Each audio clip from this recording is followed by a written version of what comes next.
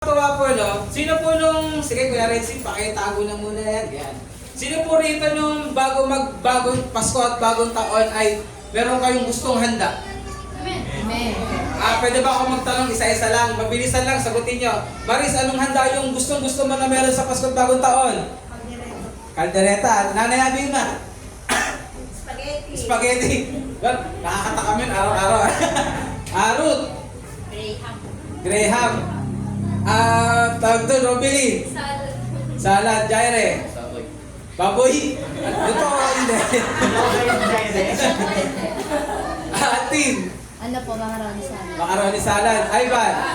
Macaroni salad din po. Parehas din. JD. Graham. Ayan.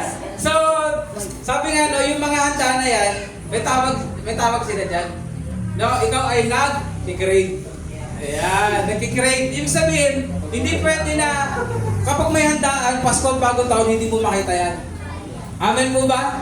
Hanggat maaari, kung meron mang handaan ay yan yung una mong hahanapin.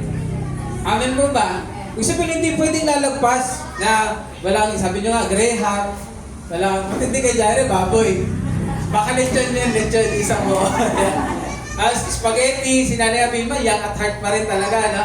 Kasi spaghetti, pag bonito ng mga bata, tapos macaroni salad, ayan, ano? So, sabi nga, no, hindi pwedeng bilipas ang celebration na wala yan. Amen? So, bakit? Kasi, kapag nakain mo yan, nakakaranas ka ng tinatawag na satisfaction. Amen? Diba minsan, kapag meron kang kinikrave na isang pagkain, at pumunta ka nga sa isang kainan handa, tapos wala siya, uuwi ka na parang, sabi mo, ang sarap naman. Kaso, wala yung expected ko na nandun. Tama ba? Yan. So, sabi nga parang hindi kumpleto. Amen po ba? So, bakit ko ba tinanong yung bagay na yan? Kasi itong year 2025, ayan. Sabi nyo nga po, 2025. 2025. Ayan. Ano nga ba ang dapat kinikrave natin mga mananampalataya? Amen po ba? Ano nga ba yung hindi dapat lumipas sa taong 2025 na hindi mo hahanapin? Na hindi ka natatakam. Yan, sabi nyo nga po, natatakam. Ang tindi ng word, natatakam. Yung talagang yung sasabihin ko na hindi pwedeng araw-araw. Dapat, natatanggap ko to. Dapat nakikita ko to. Amen po ba? Kaya nga sa ating binasa kanina, sige nga po Kuya Renzi. Yan, sinabi nila ano daw po? Like newborn babies. Ano daw po? Crave pure spiritual milk so that by it you may grow up in your salvation. So ang ating pamagat ngayong umaga ay, ano po? 1, 2, 3. Crave for more of God's Word. Amen? Alam niyo po, nung nakarang message natin ay meron din nabanggit ko. Pero alam niyo po, natutuwa ako na dito ngayon sa pinag-aaralan natin ay ini-emphasize na maigi ni Apostle Peter. Yan. Na ang bawat mananampalataya po ay dapat meron pong pagkatakam. Sabi niyo nga po pagkatakam. Pananabik. Saan daw po? Sa salita ng Diyos. At hindi lang basta ganun, but more. Sabi niyo po, more. More. Yan, more of God's Word. Ngayon, 2025, bago pa lumipas ang taon, dapat bilang mga mananampalataya, ano agad ang nasa isip natin? More of God's Word. Amen po ba? Na bilang mga mananampalataya, isa itong bagay na dapat hindi nawawala sa atin. Na dapat ay hindi nawawala sa ating isipan, hindi nawawala sa ating puso. Amen po ba? Meron po akong tanong, sino rito ang nakapagbasa ng salita ng Lord? January 1 pa lang. Amen. At yun sa pagbabasa mo, alam mo na may bagong bibigay sa iyo ang Panginoon na pagtuturo at panghahawakan mong pangako niya. Amen po ba? Pero alam niyo po ba sa sinasabi ngayon ni Apostle Peter, hindi lang basta gusto mo, pero yung mas malalim pa. Sabihin mo nga, magkaroon ka ng kagutuman. Sabihin mo, magkaroon ka ng kagutuman ng pananabi sa salita ng Diyos. Amen po ba? Bilang mga mananampalataya, ayan po ang gusto ng ating Diyos sa atin. Amen. Hindi lang yan yung basta parang magde-devotion ka lang for the sake na magbabasa ka. Kundi ito talaga yung sinasabi na ikaw ngayon, natatakam ka sa salita ng Diyos. Amen. Hallelujah. Alam ko, tawag doon parang narinig na ito paulit-ulit pero hindi. Hindi nakikita siguro ng Lord sa atin yung sinasabi na tayo ay nagkakaroon ng pananabik araw-araw. Hindi siguro nakikita sa atin ng Panginoon na hindi tayo nag-crave. Amen? Alam niyo po ba, ang isang bata, ang baby, yan, ang baby, kapag umiyak yan, lalo na yung mga edad na 2 months, 1 to 4 months, kasi kahit anong isalpak mo dyan sa bibig nila, hindi titigil ang pag-iyak niyan. Ang papatigil na sa kanila ay ano? Gatas. Gatas ng nanay. Amen po ba? Ang ganda nung explanation ni, tawag doon, yung binigay na contrast ni Apostle Peter, ano daw, like newborn babies. Ibig sabihin, wala tayong dapat ibang hinahangad. Maging katulad tayo ng isang sanggol na walang ibang hinahangad kundi yung spiritual milk. Amen? At ano nga po ba yun? Ang salita ng Diyos. Amen po ba? Ang tanong, bakit ba sinabing like newborn babies? Ibig sabihin nung palagi ang maging ganun tayo. Sabihin nyo nga po, palagian. Ayun. Ba't ba mahilig si Pastor ang gano'n? Sabihin niyo po. Bakit? Kasi mas doon yung mas nararamdaman. Na kapag sinabi niyo, palagian. Amen? Kasi minsan pag narinig mo lang, pag nag-review kayo, sino rito yung pag nag-review ka, binabasa mo rin talaga ng bibig mo at mas doon mas nare-retain. Amen? Yes. Ganun siya eh. So sinabi niya ni Apostle Peter, palagian, na tulad ng isang sanggol. Ibig sabihin, ang isang Kristiyano, katulad ng isang sanggol, wala ibang makakapagpabusog sa'yo, kundi ang salita ng Panginoon. Hindi cellphone, hindi Facebook, hindi pagkain, kundi salita ng Panginoon. Ready na po ba tayo? Amen. Hindi ko nga, hindi ko naabahan yung introduction mo. Baka year 2025 na. Mahaba pa rin tayo. Yeah, sige po. So, ngayong umaga po, wala pa po tayong ibang titingnan, kundi magkaroon tayo ng craving. Ayan. Na ito ang magiging, sabihin nga natin, magiging paborito natin this year 2025. Sabihin mo, 1, 2, 3. Magiging paborito natin this year 2025. Magiging paborito natin this year, 2025. Ang salita ng Panginoon. Sabihin mo sa katabi mo ngayon. Sige, go. Kaya magiging paborito natin this year 2025. Ang salita ng Panginoon. Amen po ba? Magpapalakpakan natin ng Lord. So, pag-usapan natin, ba't mo ba kailangan maging paborito? Bakit pa kailangan natin mag-crave tayo? Ano nga ba ang meron sa salita ng Lord? Alam na natin, pero patuloy tayo mamangha kung ano nga ba ang meron sa salita ng Lord. Amen po ba? Yung tinatawag na nature of God's Word. Hindi naman tayo lalayo, pero doon tayo pa rin sa sinasabi ng Panginoon. Sige? The nature of God's Word. Una, sinabi nito sa salita ng Lord. Sa 1 Peter, 23. Chapter 1, verse 23. Basahin natin. Sabi nito, for you have been born again, not of perishable seed, but of imperishable, through the living and enduring word of God. So unang bagay po na dapat natin patuloy na maunawaan na ang salita ng Lord ay ano daw po? Incorruptible or imperishable. And it lives and abides or endures forever. Amen? Amen. Ano nga ba ang ibig sabihin kapag sinabing incorruptible o imperishable? Ito ay hindi nabubulok. Ito ay hindi nalalaos. Amen. Ito ay hindi na out of date. Amen. Ang cellphone, bago ngayon, bukas o sa isang linggo, isang buwan, hindi na. Amen. Ang damit mo ngayon na napakaganda, pag nilaban mo, bukas, bukas na. Hindi naman lahat. Kaso nga lang, hindi na siya katulad nung unang sinuot mo siya. Amen. Ang kapugian natin at kagandahan, ngayon, okay, after 20 years, wrinkles na. Amen. Lahat ay nabubulok, lahat ay nalalaos. Pero ang salita ng Lord, hindi. Amen po ba? Mula pa noon hanggang ngayon, it always applies sa buhay ng lahat ng tao.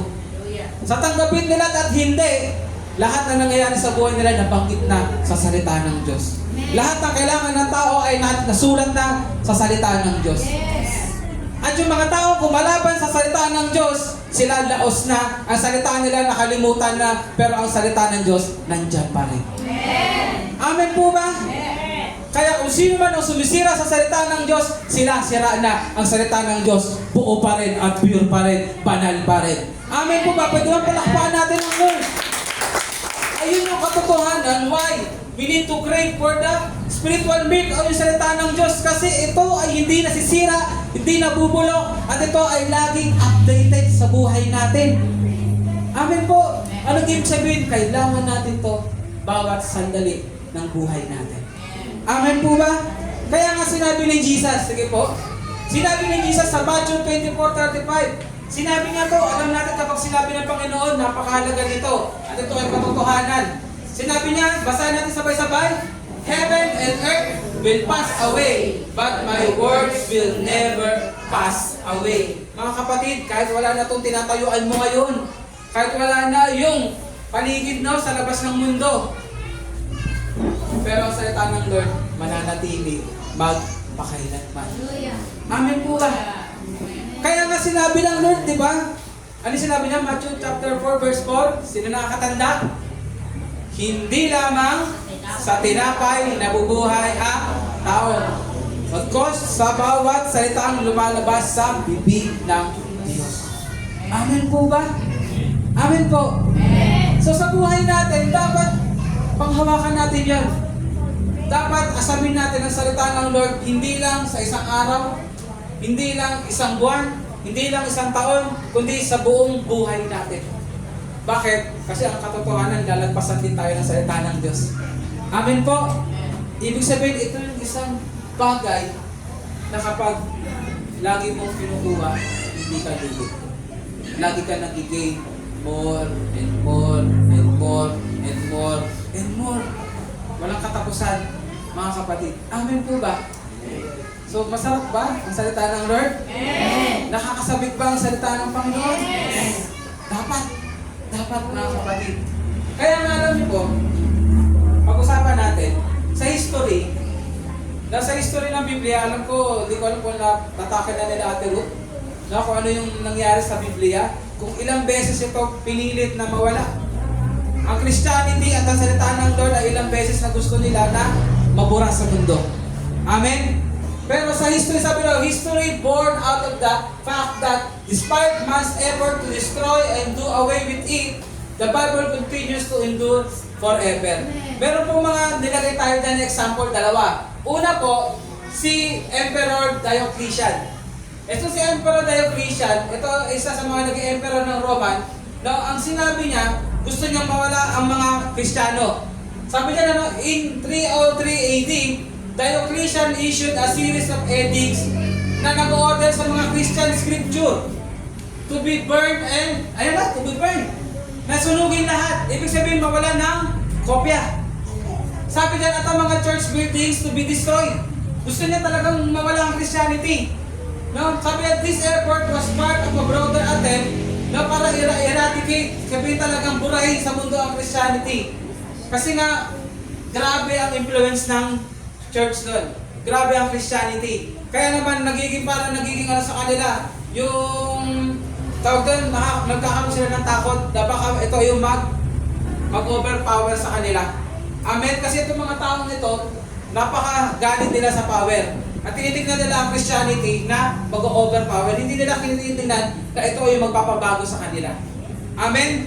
So kaya gusto nila mawala.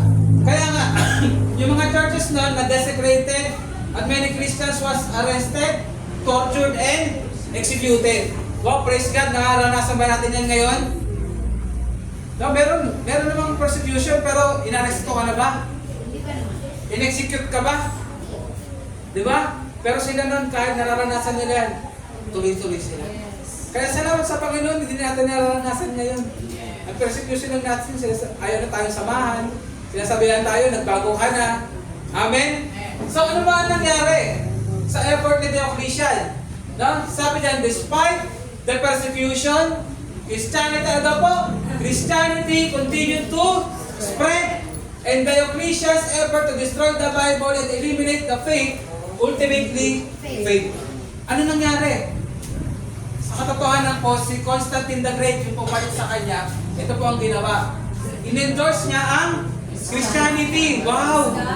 Palakpakan na natin ang Lord.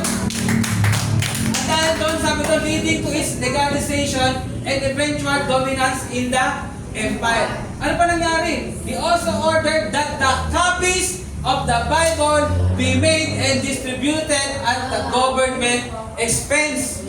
Yung mismong government na gustong durayin ng salita ng Lord, ito na ngayon yung nag-print. Amen? Yung emperor na wala, yung salita ng Diyos na natili.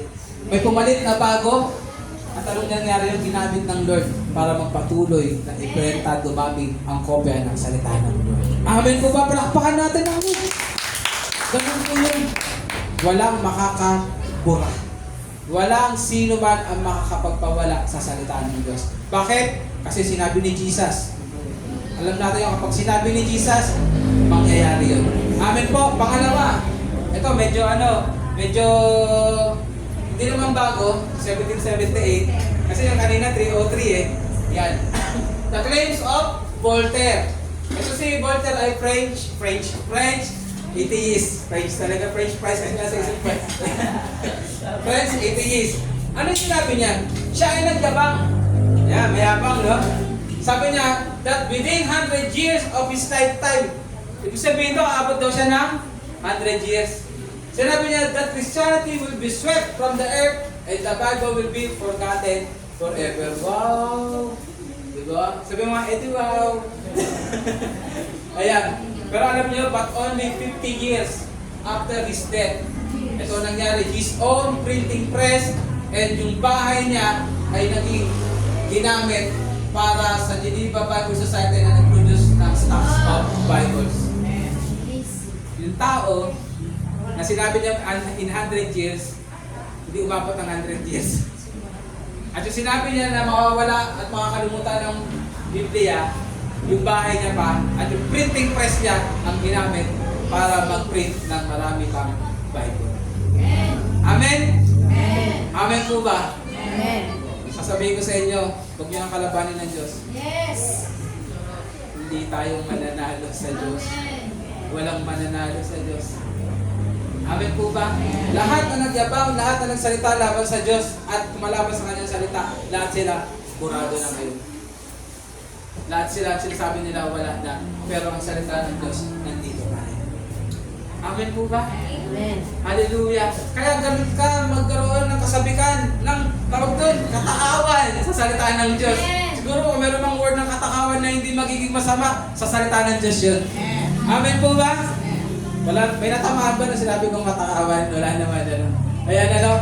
So, napakaganda yung sinasabi diyan, isang patotoo na ang salita ng Diyos ay mananatili magpakailanman. Amen po?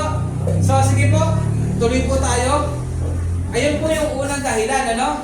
Sige po, Kuya Renzi. Pangalawa, it causes, ano lang po? One, to be saved and be born again. Lagi natin tatandaan yan, mga kapatid, we need to be equipped. Sabi nyo nga po, equipped. Equip. Kailangan marami tayong alam sa salita ng Diyos. Do you believe that? Do you agree? Yes. Ang isang Kristiyano hindi dapat nahuhuli sa salita ng Diyos. Amen? Kung updated tayo sa mga hiwalayan ng mga artista, Talaga ba? dapat mas updated ka sa salita ng Diyos. Amen? Yes. Ng mga bata, kung updated kayo sa mga update ng mga laro nyo sa cellphone, dapat mas updated kayo sa salita ng Diyos. Amen po ba? Do you agree? Nakakatawa, no? Pero katotohanan kasi, sampal sa mukha natin minsan eh. No, pag tinanong tayo, nabasa mo na ba yung ano? Pagbasahin ko pala. Ayan, ano? Pero, uy, alam mo na ba? Ayun, ako na. Late ka na. Ako ko pa alam eh. Basta sabihin ko nga, nararamdaman ko na yun. Na sa salita ng Lord, kapatid, sabihin mo sa katabi mo, maging updated tayo. Bakit tayo magiging updated? Alam nyo kung bakit? Kasi dapat hindi natin nakakalimutan, na mga kapatid, dapat hindi natin nakakalimutan na ito yung kailangan ng mundo. Ito yung kailangan ng mga tao wala pa sa Diyos. Bakit? Kasi ito yung nagkakause for one to be saved and be born again. Sinabi yan dito sa salita niya, sa sinulat ng Apostle Pablo. Sinabi niya, for you have been born again, not of perishable seed, but of imperishable, through the living and enduring word of God. Sila daw ay naging born again. Amen? Sila ay sinilang na muli. Amen po ba? Bakit? Anong dahilan? Dahil sa salita ng Diyos. Sige, Kuya Renzi, pakilabas nga po yung mga nilagay natin dyan. Sinabi kasi sa Romans 10 verse 17, basahin natin sabay-sabay. 1, 2, 3. Faith comes from hearing the word of God. Amen po ba? Nung mayroon sa inyo ng salita tungkol sa kabutihan ng Lord, sinabi niya lang ba yun dahil sa sinabi ng tao na yun? Hindi. Iyon ay nanggaling sa salita ng Diyos. Amen po? So, ano ang maririnig sa atin ng ibang tao? Amen? Dapat updated tayo sa salita ng Diyos. Dapat laban ng puso't isipan natin ang salita ng Diyos. Yes? Memo, yes?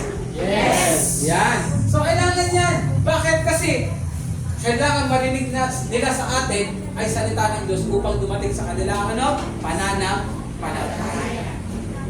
Tulad na nangyari sa atin.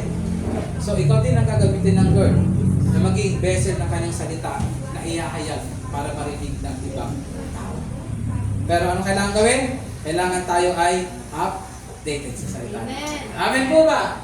At sinabi rin sa Romans 1:16 na it is the power of God that ano po? Brings salvation to everyone who believes. Amen? Kaya nga wag mo kakalimutan na ikaw ay laging equipped ng salita ng Lord kasi kailangan mo yung sabihin sa iba. Dahil ito ay magiging dahilan para sila ay magkaroon ng kaligtasan at sila ay maisilang na muli spiritually. Amen po ba mga kapatid? Amen. Kaya itong year 2025, grabe, binibigyan tayo ng tawag doon, ng kaalaman, ng wisdom, ng Diyos, ng salita niya ang kailangan natin bitbitin palagi. Amen po ba? Amen. Hallelujah. So, sige Kuya Renzi, tuloy tayo. Sinabi nga po, no, there's a law of science na tinatawag nilang biogenesis. Sabi nga po, biogenesis. Kasi sabi doon, life begets life. Ibig sabihin, ang isang buhay ay nagpo-produce ng bagong buhay. Kasi ang totoo naman, ang isang patay, walang mapuproduce na buhay. Pero alam niyo po ba na ang salita ng Diyos ay buhay? Amen? Amen po ba? Amen. Ang salita ng Diyos ay buhay. Sinabi nga doon kanina it is life and abides forever. It lives and abides forever. Kaya naman, ito ay nagpo-produce ng spiritual life. Ayun yung nangyari sa atin mga kapatid. At patuloy na ito ang magbibigay buhay sa ating spiritual life. Amen. Sabi nga po na napag-usapan natin dati, kamusta ang ating spiritual life? Kung makikita lang natin, healthy ba? O tawag doon yung katulad ng mga sa Africa yung katawan. Payatot o macho? Ating spiritual life. Amen. Alam ko, kayo na makakasagot niyan. Kailangan po, ang ating mga spiritual life ay buhay lagi, malusog, healthy. Kasi napapakain natin ng maayos ng salita ng Diyos. Amen po ba? So, sabi nga po dyan, ito ay incorruptible seed which lives and abides forever. Kaya naman, ito ulit ang sinabi ng ating Panginoong Jesucristo. Sa John chapter 6 verse 63. Basahin natin sabay-sabay. 1, 2, 3. The Spirit gives life. The flesh counts for nothing. The words I have spoken to you, they are full of the Spirit and life. Kapatid, ang buhay mo ay hindi masasabing buhay at masigla kung wala ang salita ng Diyos. Amen po ba? Kung gusto mo maging masigla ang spiritual life mo, magiging kasama niyan ang pamumuhay mo.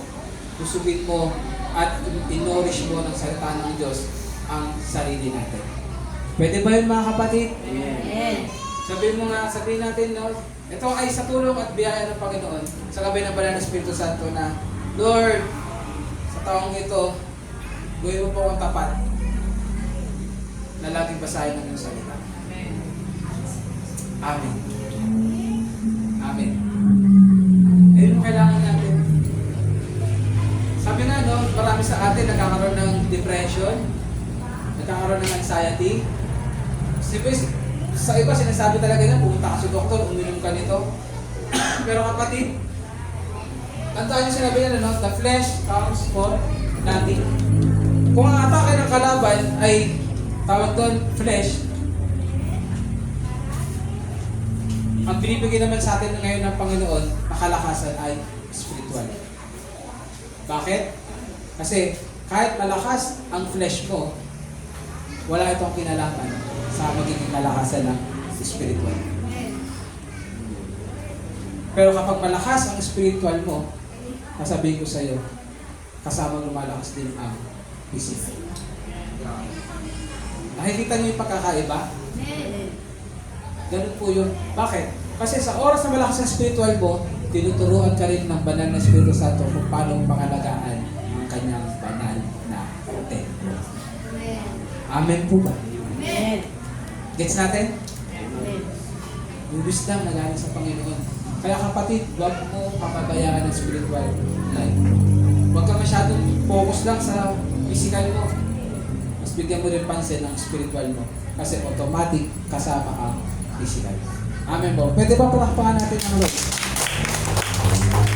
Kaya para mas maging masaya, sabi mo maging masaya, masigla, at satisfied ang buhay mo. Usugin mo ang salita ng Diyos. Amen? Amen. Sige po. Ayan. So, nasa number 3 na tayo. Ayan. Masaya ba kayo? Nasa number 3 na tayo? Sige. So, sa number 3, sinabi dyan, it produces, ano daw po? Continual growth. So, itong year 2025, kamusta po? Ano po ba ang gusto natin mangyari sa ating spiritual life? Growth. Amen po ba? Gusto nating lumago. Gusto nating lumalim. Gusto nating mas magamit tayo ng Panginoon. Amen? Kaya naman, dito sa chapter 2, verse 2, sinabi rito ni Apostle Peter yan. No? Sinabi niya, like newborn babies crave pure spiritual milk so that by it you may grow up in your salvation. Yung salvation na binanggit po dyan, hindi yung tungkol sa kaligtasan. Kaligtasan. Salvation eh. Kaya kaligtasan. Ang ibig sabihin po dyan, yung sanctification. Amen? Di ba nga po, di ba? Tatlong beses binanggit, tatlong categorization ng salvation. Amen? Ano yung una? Justification, pangalawa. Sanctification, pangatlo. Glorification. Yung word po dyan ng salvation ay tumutukoy sa sanctification. Ibig sabihin, mahubog sa atin yung Christ likeness. Sabi mo, Christ likeness. Ayan, dapat yan pa rin ang ating goal this year 2025. To be more like Christ. Amen po ba? Sabi mo nga, gusto ko maging katulad ni Kristo. Alam niyo po, minsan hindi tayo nahihiya. Sabi natin, gusto ko maging katulad ni K-pop. Di ganito. Alam mo, yun yung totoong ambisyoso ka. Sabi mo nga, katabi mo, huwag kang ambisyoso. Kasi hindi ka naman katulad niya. Pero pag sinabing gusto ko maging katulad ni Kristo, hindi ka ambisyoso. Katotohanan yun. Amen. Kasi ayun yung pinaka-the best. No, mas the best pa rin dun sa K-pop o kung sino man yung pop-pop na yan. Amen. Hindi ko naman sinasabing huwag nating itawag doon, i-recognize sila. Kasi makakapagpasaya naman sila sa atin eh. Pero huwag silang gusto natin gayahin. Amen? Si Kristo. Huwag kang maging ambisyoso.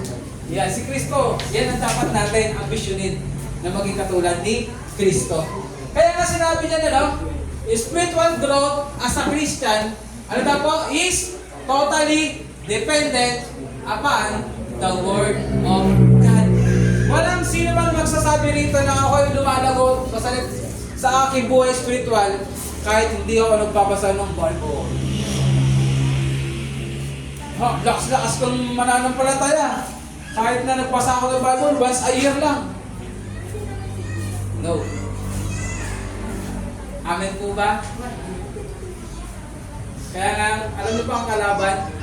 Sa sobrang alam niya na tayo ay pinapalakas ng salita ng Diyos, ano ginagawa niya sa salita ng Diyos? Tinitwist niya.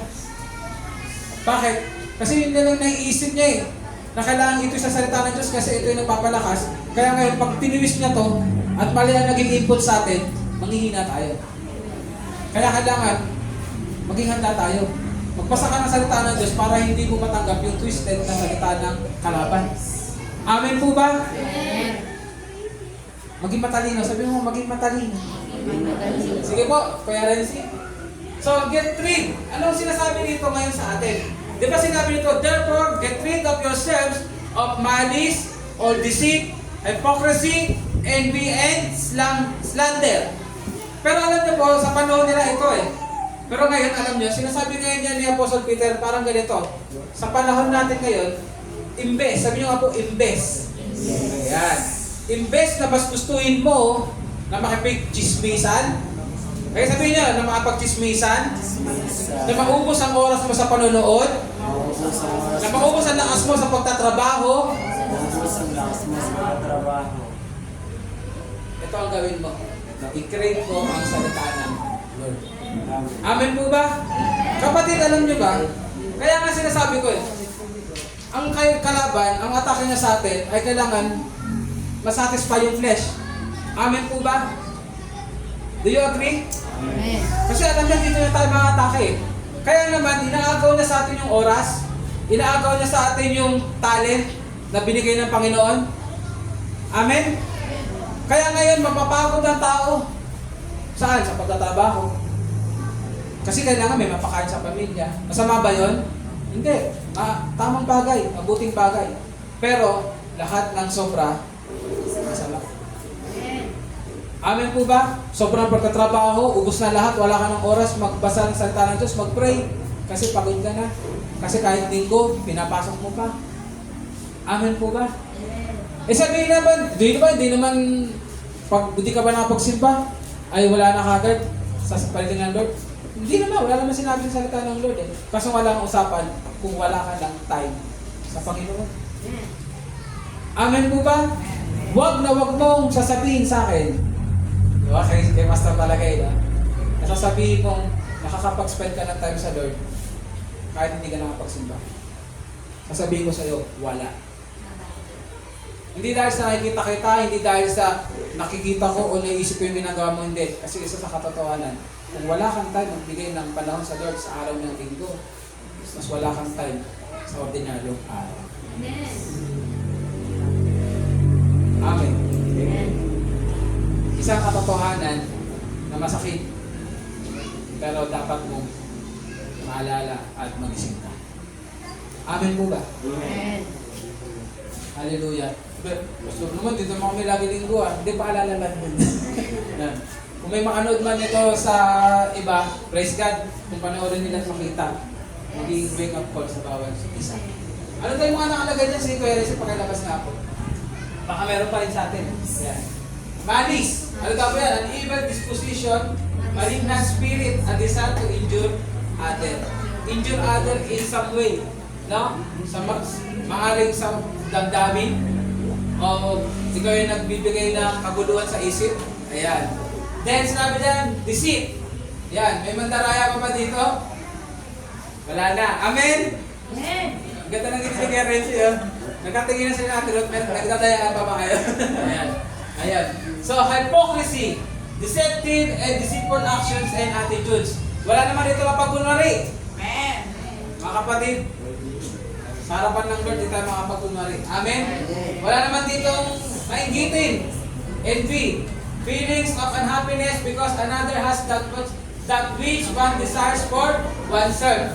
And evil speaking, slanderous and defamatory statements about others and against God. Mga kapatid, iwasan natin yung mga bagay na yan. Amen? Amen. Sabi, invest, hindi invest, invest, tayo ay magtuon palalo sa salita ng Diyos. Amen? Ayun kasi sinasabi ni Apostle Peter dito, na kayo mga kapatid, ito na nga yung pinagdadaanan nyo ngayon na challenges, kung mas magpo-focus pa kayo sa mga bagay na yan, ano na nang mangyayari sa spiritual life nyo? Kaya naman, invest na yan, ang tutukan nyo, mas tumutok kayo at manabik kayo sa salita ng Diyos tulad ng isang sanggol. Para mas lalo kayo lumago. Amen po ba? At mag-mature. Amen po ba? Amen. So magtatanong ako, taas na lang ng kamay. Sino rito ang mananampalataya ng 1 to 3 years? 1 to 3 years. Sino na mananampalataya ng 5 years? Sino na yung mananampalataya ng almost 10 years? Yan. Mga kapatid, kung paano ka nanabik nung first year mo, kung paano ka nanabik nung bago ka mananampalataya sa salita ng Diyos, kahit gano'n ka nakatagal ngayon, hindi dapat nagbabago. Amen po ba? Alam niyo po ba, ito, all for God's glory. Amen? Ako ay talagang nabibless sa testimony ng Inay Tinay. Inay, glory to God sa buhay niyo. Bakit? Kasi, doon kami nagba-Bible study kay Nanay Tinay, year 2018, 2019, 2020, ang puso ng Inay Tinay ay hindi pa ganun kabuo. Pero nung dumating yung time ng COVID-19, sabi nga po, COVID-19. Sila pastor, hindi basta-basta makapunta ka lang Inay Tinay, pero nagtutok ang Inay Tinay sa sarili niya sa salita ng Diyos. Doon dumating na ang Inay Tinay ay 100% nagsuko ng buhay niya sa Panginoon. Amen? Kasi buhay ang salita ng Lord. Sinabi sa salita ng Lord, tulad ikaw ng isang espada na may dalawang tabak. Na ito ay nagpipenetrate hanggang dun sa puso at sa buto.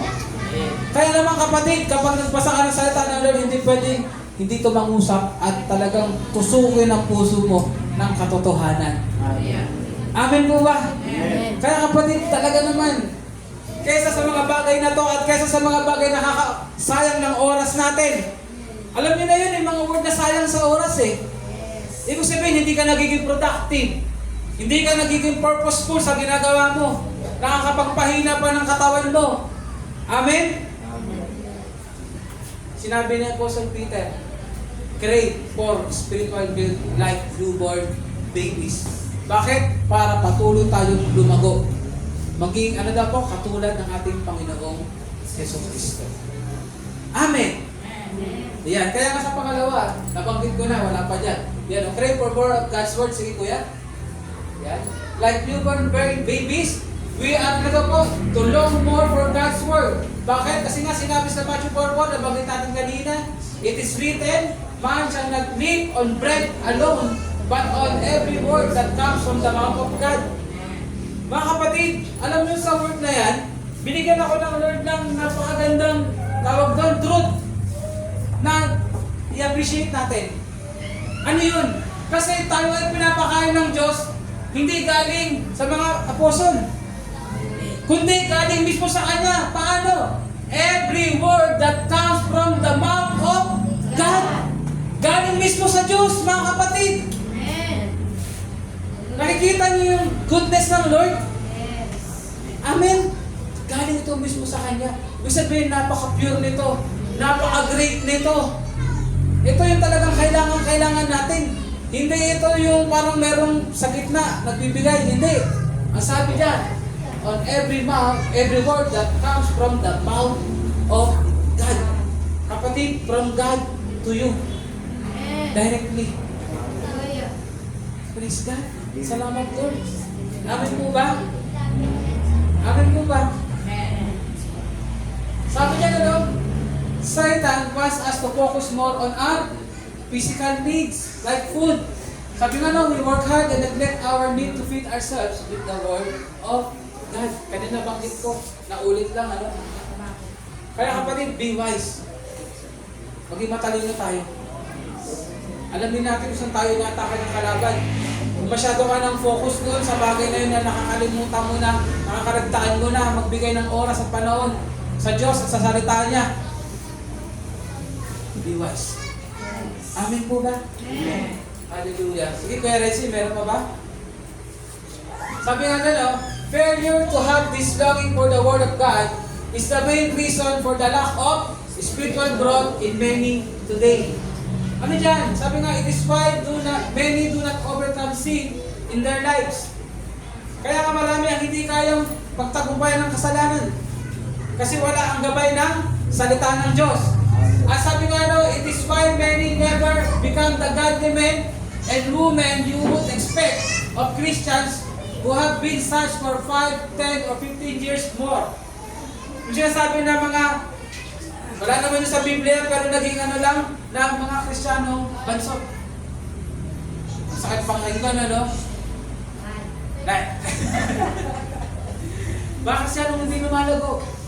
Kapatid, sabihin nga natin, Lord, sa biyaya mo, kami po at saka FCC ay lalago at hindi magiging bansot dahil kami ay laging matatakam, mananabik sa iyong banal na salita, sa biyaya at kapangyarihan ng banal na Espiritu Santo. Amen. Palakpakan natin ng Lord. Kapatid, yun ang kailangan natin. Yun ang kailangan natin. Kaya sinabi ang pamagat natin, crave for more of God's Word. Sinabi ni Apostle Peter, like newborn babies, crave for spiritual milk para tayo ay lumago. Kapatid, this year 2025, simulan mo ng tama. Sabi mo sa katabi mo, simulan mo ng tama ang taon. At tapusin mo ng tama ang taon. Lagi kang mag-crave sa salita ng Diyos. Amen? Kaya nga sa huli, nilagay ko dyan. Basahin natin sabay-sabay. 1, 2, 3. Let us desire and crave for more of God's Word. Diyan po darating na tayo ay lalago, tayo ay tatatag, at higit sa lahat tayo ay magagamit ng Diyos sa kanyang bubasan. Amen po ba? Let us crave for more of God's Word. Palakpakan natin ng Diyos. Palakpak na para sa Panginoon. Sige po, tayo lahat tumayo. At tinayaan ko ang music team. Dahil sa oras ding ito, tayo po ay dadako rin sa ating banal na hapunan. Yan.